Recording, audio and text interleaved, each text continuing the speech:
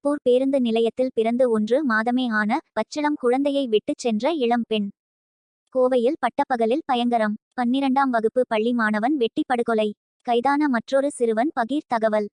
தனியாருக்கு சொந்தமான பட்டாசு ஆலையில் இன்று எதிர்பாராதவிதமாக ஏற்பட்ட வெடிவிபத்தில் 6 ஆண்கள் மற்றும் 4 பெண்கள் உட்பட 10 நபர்கள் சம்பவ இடத்திலேயே உயிரிழந்தனர்.